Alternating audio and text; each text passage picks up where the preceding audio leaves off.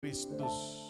Karena itu urapi hamba-Mu yang terbatas ini, biar apa yang disampaikan boleh dipahami, dimengerti, dan semua itu berasal dari Tuhan. Kami berdoa juga untuk anak-anak sekolah minggu, mereka yang sudah siap untuk belajar kebenaran firman. Mari Tuhan, kiranya Engkau mengaruniakan pertumbuhan iman, pengenalan akan Tuhan kepada anak-anak terkasih kami. Karuniakan juga hikmat kepada guru sekolah minggu, sehingga dapat mengajar dengan baik. Di dalam nama Yesus, Juru Selamat kami yang hidup, kami berdoa. Sama-sama kita katakan, amin, amin. Silakan duduk Bapak Ibu Saudara yang terkasih di dalam Tuhan Yesus Kristus. Shalom. Puji Tuhan. Bapak Ibu, hari ini tema firman Tuhan adalah menjadi teladan. Dan pembacaan kita diambil dari 1 Timotius 4 ayat 12. Dari 1 Timotius 4 ayat 12. Nah, surat Timotius ini Bapak Ibu ditulis Paulus kepada anak rohaninya Timotius yang pada saat itu masih sangat muda, tapi Timotius dia menyerahkan dirinya untuk menyertai Paulus dalam perjalanan misi, dan Timotius bisa dipercaya serta setia. Karenanya kepada Timotius, Paulus mempercayakan beberapa jemaat yang dia rintis, seperti di Tesalonika, Korintus, dan Efesus. Kenapa Timotius punya karakter yang baik? Karena Timotius itu dari kecilnya dididik dalam pengenalan akan firman Tuhan. Yang pertama dia dididik oleh neneknya yang namanya Lois, lalu kemudian ibunya yang namanya Eunike. Nah, meskipun Timotius itu adalah anak dari hasil perkawinan campur karena bapaknya Yunani, tapi ternyata iman itu tumbuh. Nah, makanya di sini saudara, penting sekali peran orang tua dalam mendidik anak. Sehingga meskipun kita berada dalam tantangan dunia, tantangan zaman, tapi saya percaya firman yang diperkatakan berulang-ulang, firman yang terus diberitakan, diceritakan kepada anak-anak kita, firman itu akan hidup. Ditambah lagi ketika orang tuanya menjadi teladan. Amin saudara. Nah makanya hari ini kita melihat soal keteladanan. Mari kita baca firman Tuhan dari 1 Timotius 4 ayat 12 secara bersama-sama. 3, 2, 1, iya. Jangan seorang pun menganggap engkau rendah karena engkau muda. Jadilah teladan bagi orang-orang percaya dalam perkataanmu, dalam tingkah lakumu, dalam kasihmu, dalam kesetiaanmu, dan dalam kesucianmu. Saudara, Paulus berkata kepada Timotius, jangan seorang pun menganggap engkau rendah karena engkau muda. Nah saudara, seringkali orang muda itu dianggap rendah karena dipikir orang muda itu belum dewasa. Tapi faktanya saudara, dewasa itu bukan soal usia. Betul atau betul? Dewasa itu soal karakter yang mau bertanggung jawab dan memberikan respon yang baik terhadap keadaan. Saya banyak menemukan seorang yang sudah berusia, senior, tua, tapi karakternya belum dewasa. Bahkan saya juga menemukan banyak orang yang memiliki jabatan-jabatan yang tinggi, tapi ternyata karakternya seperti anak kecil. Tapi sebaliknya saya juga banyak menemukan anak-anak muda, belasan tahun, 20-an tahun, tapi karakternya itu dewasa. Dia memiliki integritas yang baik, dia memiliki perkataan dan perbuatan yang bisa dipertanggungjawabkan dengan baik. Nah karena itu saudara, jangan terjebak dengan karakter seseorang waktu berada di tempat-tempat yang dilihat banyak orang. Seperti waktu di gereja, ya kan? Karena waktu di gereja tiba-tiba semua orang berubah jadi malaikat saudara. Tapi lihatlah karakter orang ketika dalam masalah, ketika di rumahnya.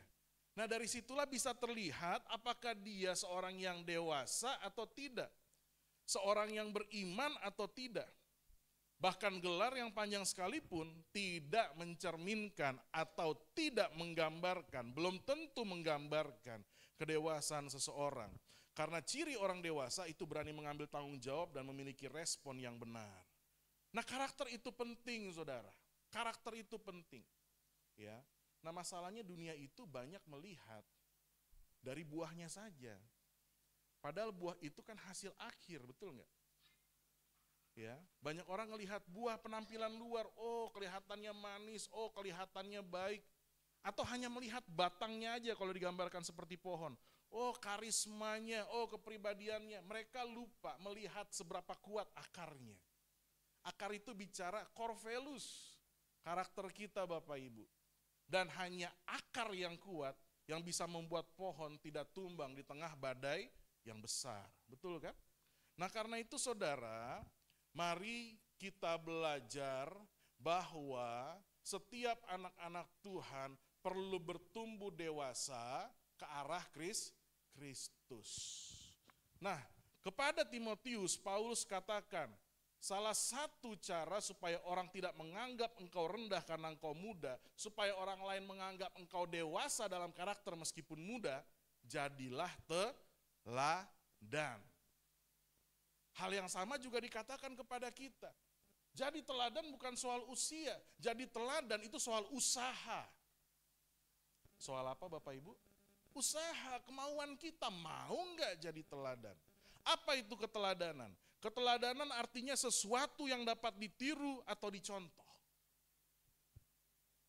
Apakah ada hal karakter Bapak Ibu yang dapat dicontoh? Pasti ada, nggak mungkin nggak ada. Puji Tuhan kalau banyak yang bisa dicontoh, berarti kita sudah bisa menjadi saluran berkat, amin. Tapi celakanya kalau dikatakan anak Tuhan, tapi dari kehidupan kita nggak ada yang bisa dicontoh, ditiru. Berarti kita gagal menggenapi panggilan kita sebagai saksi, saudara. Nah makanya ajakan Paulus, imbauan Paulus kepada Timotius yang berkata, jadilah teladan, ini harus kita renungkan dan ini harus kita serap dalam kehidupan kita. Bahwa kita dipanggil sebagai saksi, yaitu menjadi teladan. Mungkin Bapak Ibu pernah dengar satu pepatah yang berkata, satu keteladanan lebih baik dan bermakna daripada sejuta nasihat. Ini ada pepatah yang bilang begitu Bapak Ibu, percaya saja ada. Ya. Jadi satu keteladanan lebih bermakna daripada sejuta nasihat. Betul. Ya. Sejuta nasihat tidak bermakna tanpa ada suatu keteladanan. Ya kan? Ada seorang anak bangun siang terus, pada orang tuanya ngeluh sama saya datang, Pak tolong dong kasih tahu sama anak saya, nggak bisa bangun pagi Pak, bangunnya siang terus. Suatu ketika saya main ke rumahnya pagi-pagi, ternyata yang mengeluh juga bangun siang. Jadi satu keluarga memang bangun siang, berharap anaknya bangun pagi, orang tuanya nggak bangun pagi, nggak bisa. Nasihat itu harus sejalan dengan keteladanan. Nasihat tidak akan bermakna berfungsi tanpa keteladanan, saudara. Nah makanya saudaraku yang terkasih, satu teladan yang baik, baik perkataan, kelakuan, sifat, maupun perbuatan yang ditiru, dicontoh, itu lebih bermakna daripada hanya kata-kata nasihat tanpa perbuatan. Nah, Rasul Paulus mengingatkan Timotius supaya dia bisa menjadi teladan yang baik bagi semua orang percaya. Kenapa? Karena sekali lagi, sebagai anak-anak Tuhan, sebagai orang Kristen, kita dipanggil menjadi saksi Kristus. Menjadi garam dan terang. Karena apa? Panggilan kita salah satunya memberitakan Injil. Bagaimana kita bisa memberitakan Injil, tapi Injil itu tidak hidup dalam kehidupan kita. Nggak bisa, saudara. Timotius dipercaya banyak hal oleh Paulus, mengembalakan banyak gereja sebagai pelayan Tuhan. Kepada Timotius, Paulus katakan, jadi teladan. Dalam apa saja tadi? Dalam perkataan, dalam tingkah laku, dalam kasih, di dalam kesetiaan, juga dalam kesucian. Artinya secara komprehensif, secara holistik, saudara. Nah karena itu saudara, dalam Filipi 3 ayat 17, Rasul Paulus juga menegaskan demikian kepada setiap kita. Saudara-saudaraku, ikutilah teladanku dan perhatikanlah mereka yang hidup sama seperti kami yang menjadi teladanmu. Nah, kita juga sebagai orang-orang Kristen, sebagai orang percaya, kita harus bisa dengan percaya diri, bisa dengan confidence mengatakan, ikuti teladanku. Dan juga kami orang-orang Kristen, kami para pelayan Tuhan. Maksudnya begini saudara, kita harus berani mempertanggungjawabkan iman kita melalui perbuatan kita yang bisa dicontoh dan ditiru. Amin saudara. Makanya Yakobus bilang, iman tanpa perbuatan pada hakikatnya mati. Tuhan betul melihat iman kita yang menyelamatkan. Tapi dunia, mereka itu melihat perbuatan kita baru mereka bisa melihat iman yang ada di dalam kita. Makanya saudara, keteladanan itu bukan hanya soal kata-kata tapi juga perbuatan. Nah, dari firman Tuhan tadi saudara, ada 5 hal yang perlu kita perhatikan. Dalam hal apa saja kita menjadi teladan? Yang pertama, teladan dalam perkataan. Nah, saudaraku yang terkasih dalam Tuhan Yesus Kristus, mari kita jadi teladan dalam perkataan. Sebagai orang Kristen, mari kita berusaha berkata-kata dengan kata-kata yang baik, bijak, dan berhikmat. Kata-kata yang berasal dari kasih Allah di dalam kita. Sehingga kata-kata kita itu tulus dan tujuannya adalah untuk saling membangun. Nah ini perhatikan. Perhatikan ini. Mari kita hindari segala perkataan yang membuat kecewa, membuat dendam, membuat dengki, membuat benci, sakit hati, sombong, angkuh. Mari kita jauhkan perkataan yang menimbulkan perbantahan, perselisihan, pertengkaran, permusuhan. Supaya tidak ada lagi kata-kata kotor keluar dari mulut, lidah, dan bibir kita. Dalam Efesus 4 ayat 29 berkata begini saudara, janganlah ada perkataan kotor keluar dari mulutmu, tapi pakailah perkataan yang baik untuk membangun, di mana perlu, supaya mereka yang mendengarnya beroleh kasih karunia saudara. Jadi saudara, yang pertama itu teladan dalam perkataan. Perkataan kita anak-anak Tuhan haruslah perkataan yang berangkat dari kasih kita kepada Tuhan, kasih kita kepada sesama. Makanya kata-katanya baik, kata-katanya bijak dan berhikmat. Gak asal ngomong saudara. Tidak ada kata-kata yang menyebabkan kecewa, dendam, dengki, dan lain-lain. Beberapa minggu lalu saudara, ya, ada peristiwa. Ya, dari seorang anak muda secara nggak sengaja bercanda menggunakan kata-kata sembarangan menyebabkan sakit hati anak muda lainnya. Ya kan? Dan menurut saya hal-hal seperti ini seharusnya saudara kita hindari. Kenapa? Karena kalau misalnya saja kemarin tidak dibereskan, pelayanan itu bisa berantakan. Pelayanan itu bisa berantakan. Ya. Coba misalnya nih, saya ada seorang ibu datang kepada saya curhat, Pak Niko, saya mau curhat, maaf ya, sebentar, saya lagi nggak ada waktu, bla bla bla bla. Mungkin memang betul nggak ada waktu, tapi cara penyampaiannya nggak bijak. Kira-kira bisa baper nggak ibu itu? Oh bisa, bisa. Ya, saya aja pernah kok kejadian, Pak Niko, sibuk nggak? Iya bu, maaf, saya lagi makan siang, ntar saya telepon lagi ya. Pas saya telepon berikutnya, bete saudara. Pernah begitu. Kita ngomong bener aja orang bisa menafsirkan salah. Apalagi kata-kata kita itu adalah kata-kata yang tidak baik, bijak, dan berhikmat. Dan faktanya Bapak Ibu, di luar sana kalau kita baca berita, ada orang kuli bisa membunuh tuan rumahnya yang sudah tua, ada anak membunuh ibunya, hanya karena kata-kata, makian, merendahkan. Orang bisa loh seperti itu. Makanya hati-hati dalam berkata-kata. Saya tahu Bapak Ibu, seseorang seringkali dinilai dari kata-katanya, wah pintar bicaranya, wah tinggi bicaranya. Dan seringkali kita tergoda melalui kata-kata yang kita keluarkan. Kita ingin diakui, kita ingin diterima. Tapi satu hal yang saya mau pastikan Bapak Ibu, mari kita belajar mengeluarkan kata-kata yang berangkat dari kasih. Bukan karena kepentingan sendiri, tapi ingat sekali lagi, untuk memuliakan nama Tuhan. Saya bisa berperkara dengan Bapak Ibu semua jemaat adik-adik saya. Ada nggak satupun kata-kata saya yang sia-sia menyakitkan, yang membuat orang kecewa dan segala macam di gereja. Saya berani. Karena saya sangat sadar betul hati-hati dalam berkata-kata. Ya. Dalam khotbah pun juga demikian. Ya. Jadi nggak boleh sembarangan dalam berkata-kata sebagai anak Tuhan. Karena kita dipanggil untuk menjadi teladan dalam perkataan. Termasuk juga dalam hubungan suami istri, Bapak Ibu. Hati-hati dalam berkata-kata. Ya. Kami ini istri saya, sama-sama anak pertama. Saya orang Batak, dia orang Toraja. Ya. Sama-sama keras. Ya. Soalnya makanannya kolesterol darah tinggi semua. Itu kalau pakai baju daerah dua-duanya bawa golok lagi kan. Jadi sama-sama keras, ya. Nah, kadang di rumah ya namanya juga suami istri ada konflik ya. Iya kan, betul kan?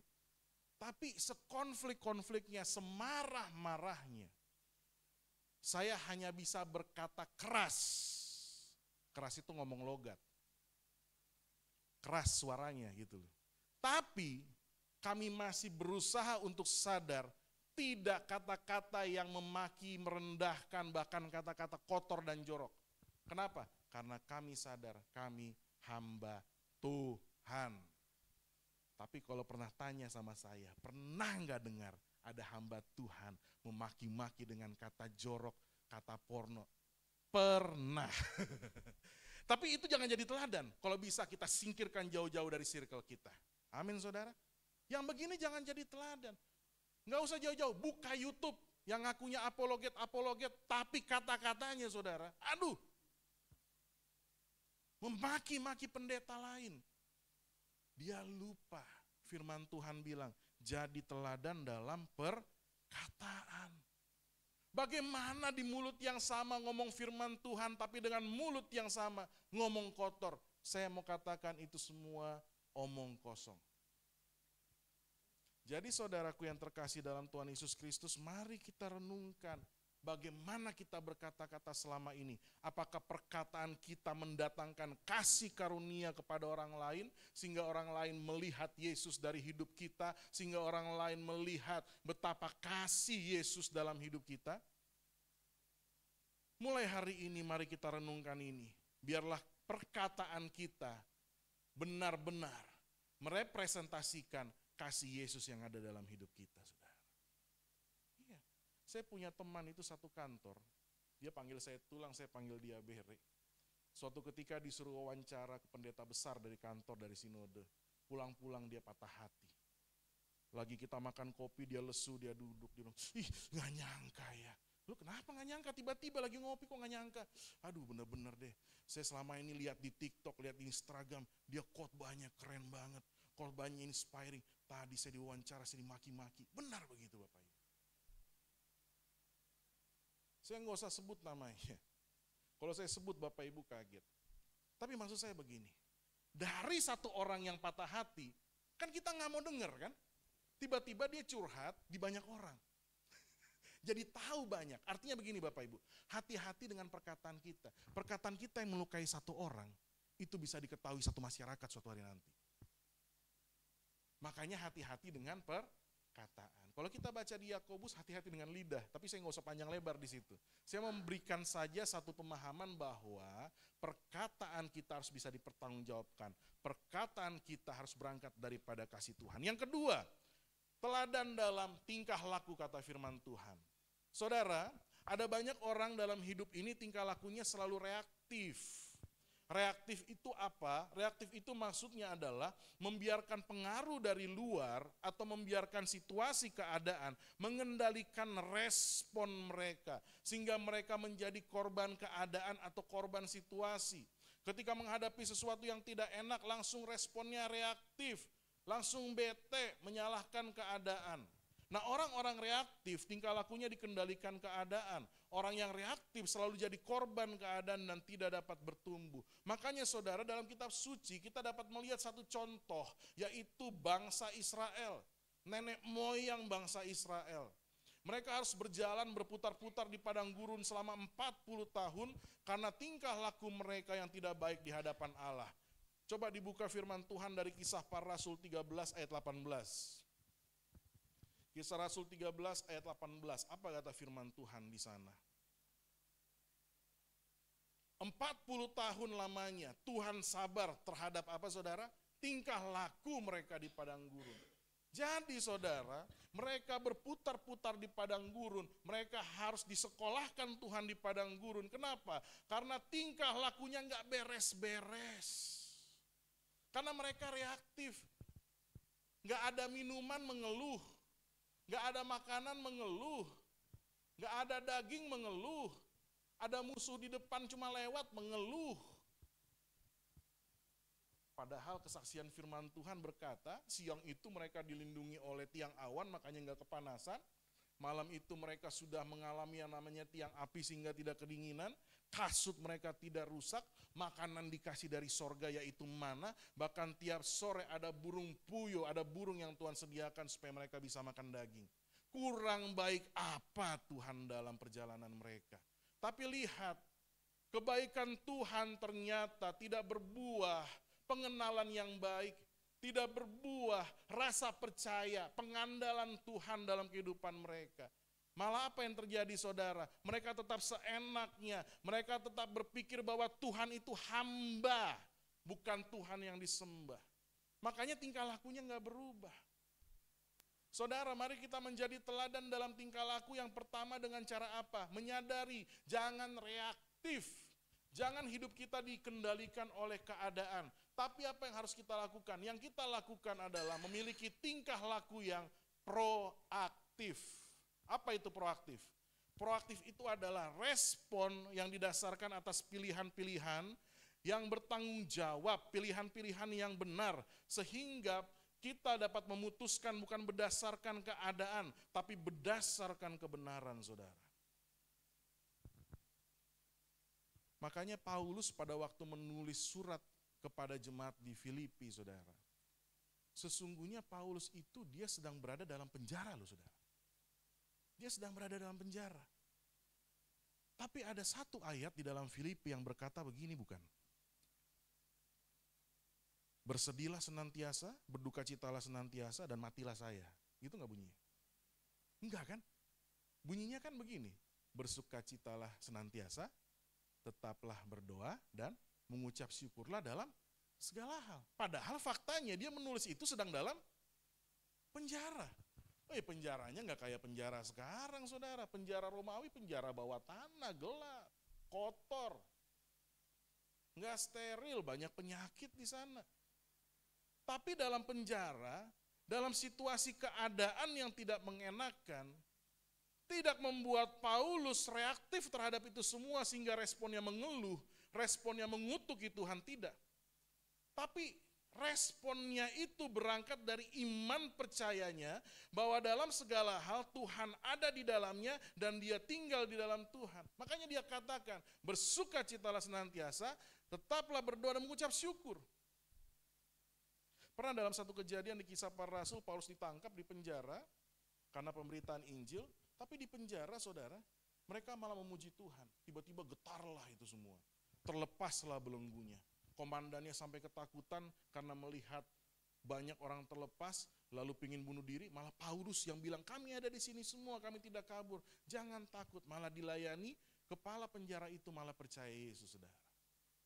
History maker, pembuat sejarah.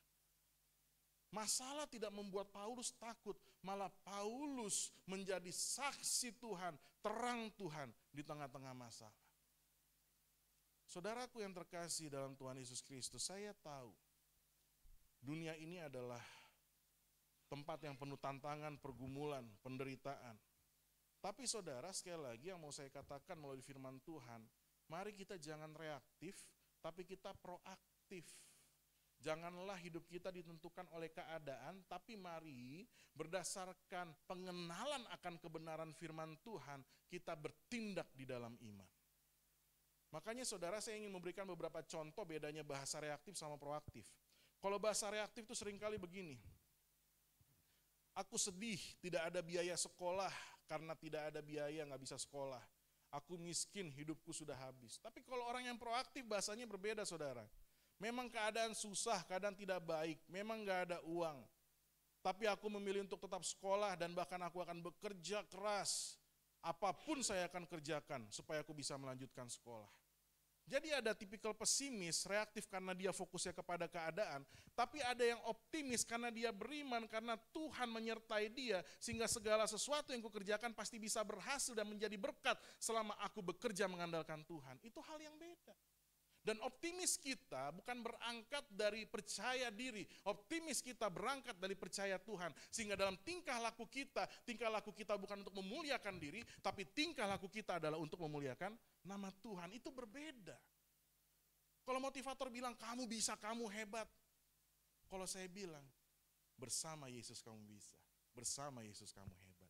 Sehingga meskipun nanti tingkah laku kita berbuahkan achievement, pencapaian, tapi achievement, pencapaian kita tidak membuat diri kita lebih tinggi dari orang lain, tidak membuat diri kita lebih baik daripada orang lain. Yesus yang baik. Amin saudara. Nah ini teladan dalam tingkah laku. Kemarin kita baru melayani satu pemberkatan nikah, yaitu saudara Frans dan saudari Rahma. Saudari Rahma adalah jemaat kita dari awal, dari mula. Dan kami, saya keluarga, kami juga dari sejak mereka kecil, bahkan Rahma dari kecil sekali, kami sudah kenal keluarga ini. Kami melihat bagaimana perjuangan mereka karena keluarga ini juga berjuang dalam hal ekonomi. Setelah pemberkatan, dan pemberkatan itu saya sangat diberkati sekali dalam arti semuanya berjalan dengan lancar, rapih, semua karena anugerah Tuhan. Tapi setelah pemberkatan itu, ada makan-makan saudara. Saya ikut bergabung makan-makan ke belakang, lalu tiba-tiba ya kenalan lah dengan keluarganya Frans Silitonga. Ya ada bapak tuanya, ada amemborunya, ya ada omnya, ya kan, ngobrol-ngobrol, lagi sambil makan soto. Lalu habis di situ bapak tuanya kesaksian, itu si Rahma itu ya, memang dia luar biasa ya, kecil-kecil begitu tapi hebat, pekerja keras. Saya amini aja, memang pekerja keras pak. Emang kenapa pak? Iya, saya lihat attitude-nya beda, etikanya beda. Jadi kami waktu itu lagi rapat di restoran. Dia itu pada waktu kami mau keluar buru-buru dia jalan ke depan, dia bukain pintu. Lalu dia biarkan semua orang lewat dulu keluar, lalu dia tutup pintu. Luar biasa. Pernah juga kami waktu itu lagi dalam pertemuan keluarga, apa arisan atau apa, dia bilang, dia membuatkan kita semua kopi, dia layani kami dengan baik segala macam. Dalam hati saya, logos kan gitu. Enggak, ini maksud saya begini dulu. Sadar atau tidak sadar, tingkah laku kita sebagai anak Tuhan diperhatikan. Dan ketika kita menjadi berkat, saudara, itu bukan hanya kebanggaan bagi orang tersebut, tapi memuliakan Tuhan. Iya kan? Benar loh. Saya pun juga yang mendengar begitu, dalam hati saya itu sebenarnya bersuka cita. Aduh, terima kasih Tuhan, kau sudah mendidik, memberkati keluarga ini, bahkan sampai sekarang Tuhan berbuahkan. Saya lebih daripada uang yang dia miliki, lebih daripada hasil dia pemberkatan. Perubahan karakter, nilai-nilai yang dia hidupi itu yang membuat saya lebih suka cita. Berarti dia sudah bertumbuh dewasa. Dalam hal apa tadi saudara? Karakter, jadi teladan, jadi berkat. Seandainya yang saya dengar, tuh memang susah dibilangin itu. Bebal itu orang, berulang-ulang dibilangin, pantasan gak begitu. Kalau begini dengarnya gimana? Berduka pasti, untungnya puji Tuhan gak begitu. Ya. Di acara pemberkatan kemarin juga saya ada sukacita yang kedua saudara. Pemberkatan kemarin bisa berjalan lancar juga tidak lain dari anak muda kita yang bisa bertanggung jawab. Ya.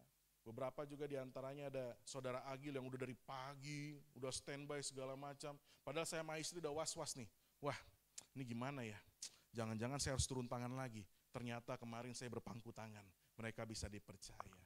Jordan sama Agil bisa menghandle semua, bahkan alat-alat juga balik dengan aman. Jadi tingkah lakumu itu kami perhatikan dan itu menjadi berkat buat kami. Tapi jangan sombong, malah harus bertumbuh lagi. Amin. Iya, ya, jangan sombong, itu anugerah Tuhan. Dan kalau kalian jadi berkat, nama Tuhan yang dipermuliakan. Makanya saudara, keteladanan dalam tingkah laku itu harus kita perhatikan. Perkataan tingkah laku. Yang ketiga, kita cepat saja, kasih. Dalam kasih segala sesuatu dilakukan untuk kebaikan orang lain, walaupun kita harus berkorban. Karena apa? Kasih bentuknya memberi. Bahkan Yesus sudah memberikan keteladanan. Yohanes 3 ayat 16. Karena begitu besar kasih Allah akan dunia ini, sehingga ia telah mengaruniakan anak yang tunggal, supaya setiap orang yang percaya kepadanya tidak binasa, melainkan beroleh hidup yang kekal. Jadi saudara, Allah sudah memberikan keteladanan yang luar biasa. Kasihnya itu dinyatakan lewat perbuatan. Dia mati untuk kita. Nah, kebalikan daripada kasih saudara, ini yang harus dijauhkan dari setiap kita adalah apa?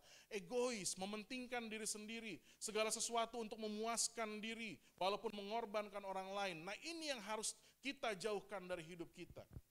Orang yang egois gak senang melihat orang lain sukses. Tidak bersuka cita kalau orang lain dipakai Tuhan. Sama kayak Yudas. Waktu lihat Maria mempersembahkan setengah kati minyak narwastu, Yudas bilang, buat apa itu?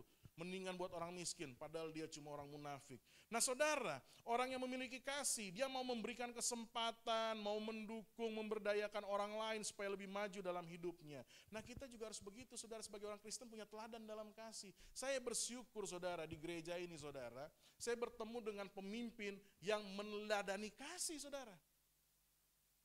Saya bisa saksikan, Pak Gembala tuh gak hitung-hitungan. Bahkan Pak Gembala, dia memberikan kesempatan, memberdayakan. Saya ketemu dia bukan baru-baru ini. Saya ketemu dia dari sejak saya lulus SMA. Dan saya benar-benar loh dibina.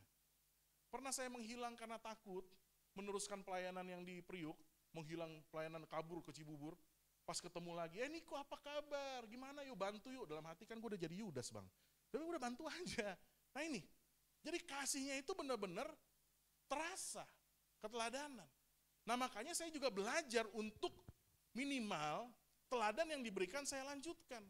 Makanya kalau saya ketemu Yudas, ayo Yudas kita gabung aja nggak apa-apa.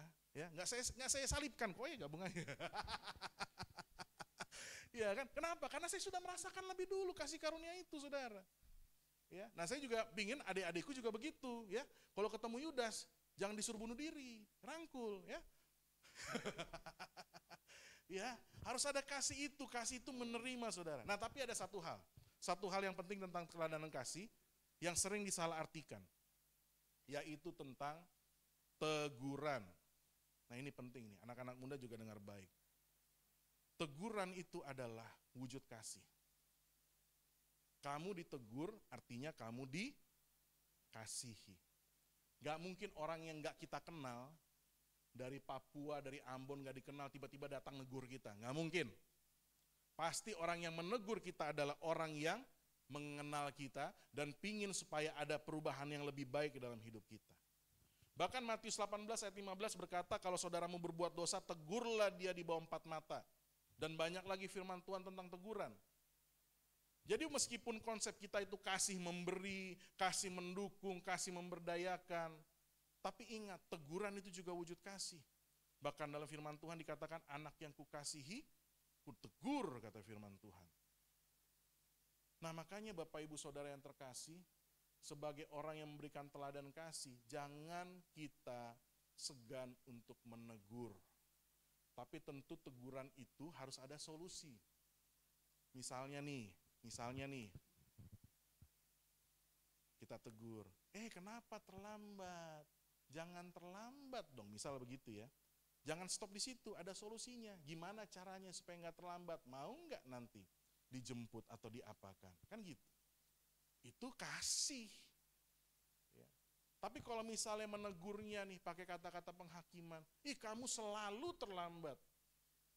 Misalnya begitu, kata selalu kan penghakiman, padahal dalam seminggu cuma hari Minggu doang terlambat gitu kan.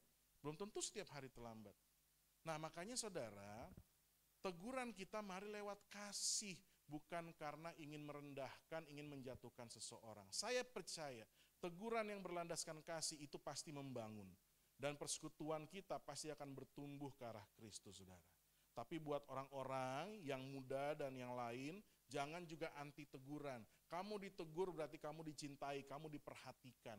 Orang pasti punya harapan, kamu lebih baik lagi dari yang sekarang. Makanya kamu ditegur. Itu adalah wujud kasih. Yang keempat, kesetiaan. Nah ini juga penting nih kesetiaan. Mari teladan dalam setia. Saudara, setia itu teruji lewat waktu. Mari kita setia saudara. Satu contoh dalam perjanjian lama adalah Daud. Daud waktu akan berperang esoknya melawan Goliat, dia sedang mengembalakan domba-dombanya. Bayangkan loh, Daud itu sudah diurapi menjadi raja, diurapi raja. Tapi nggak langsung jadi raja. Dia masih kembali mengembalakan dombanya. Dan dia gembalakan dengan tanggung jawab. Apa buktinya dia gembalakan tanggung jawab? Sebelum dia pergi mengantarkan bekal kepada abangnya di medan perang, dia titipkan dulu dombanya yang mungkin hanya sedikit kepada penjaga lain. Artinya apa? Dalam hal kecil aja dia setia. Makanya nggak heran Daud menjadi orang besar.